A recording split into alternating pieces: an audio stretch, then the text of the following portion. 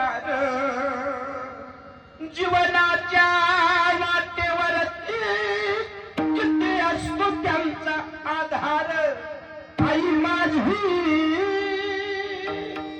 मायेचा सागर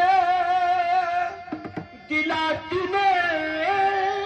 जीवनाका